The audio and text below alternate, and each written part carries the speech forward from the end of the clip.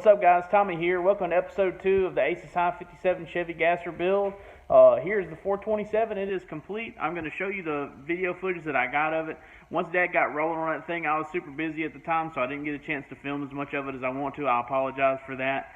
But I'll show you the little bit of footage that I got putting it together, and the little bit of information I got as far as getting the stuff back from the machine shop and everything. Also in this video, we're putting the engine in the car, or getting the mock-up engine mounted. So we're getting the mounts put in, the transmission mount, cross member, and the motor mounts welded in. And like I said, we'll have the mock-up engine in there. This one's just going to wait, and then we're going to get it off the stand, get the Doug Nash and everything mounted up. We've got to do some clearancing on the firewall before we can get it all in there to stay. Just stay tuned, guys. I'm going to show you what I've got, and thanks for watching, and sorry it's been a bit for this second episode. Like I said, it's a really busy season right now for my day job, so I'm just trying to do as much as I can. But bear with me, and I'm gonna keep rolling on this stuff. And like I said, I have a little bit of backlog of footage, so I can put it all together, and we're gonna get this thing done sooner or later.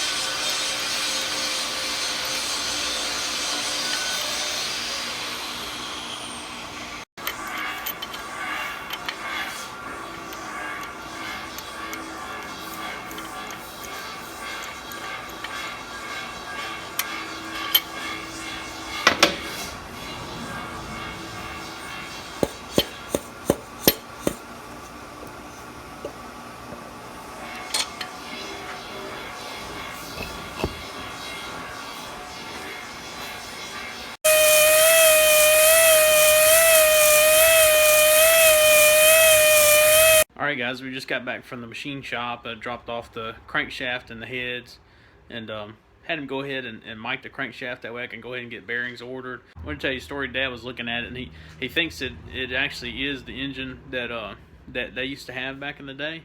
And he's going to show you the cars that they ran it in.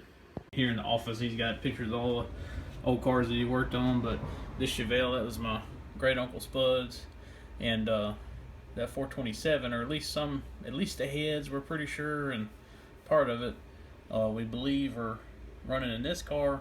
I think it ran some 1130s, and then also they used it, stuck that engine in Dad's dragster in the early 80s. The Boogie Scott built chassis, and that picture had a small block in it at the Cajun Nationals, but they ran that same 427 big block in it. And like I said, we're pretty sure it's the same engine, or at least most of it is. So pretty neat story. Here's my heads. Got them back from the machine shop the other day, and everything was good, and the springs are actually good on them. So we're pretty excited about getting them on. Jason at the machine shop said the springs are set up for a roller cam, so I think we're actually going to go with a roller now. I'm trying to decide which one to go with. These are my options. We got had a couple of these just laying around. I got a 680 comp, and got this 714 680 comp. So trying to decide which one of those to go.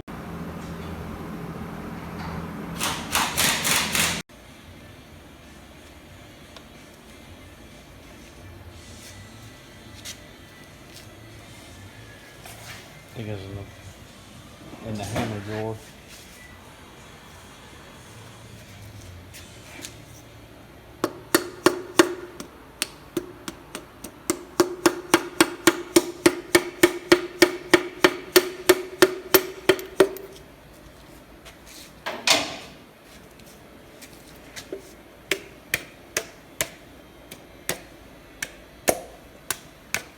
Loop.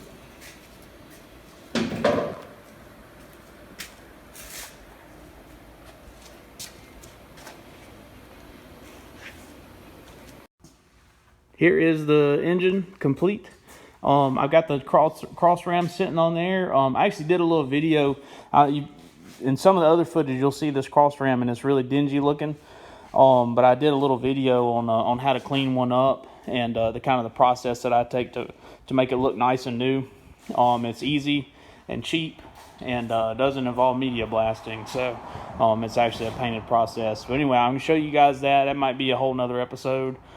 Yeah, I got this thing together. Ended up going with a roller cam and all that good stuff. So it's going to be a pretty stout little motor. It's ready to rock and roll like it is. I just got to get the transmission and everything bolted up.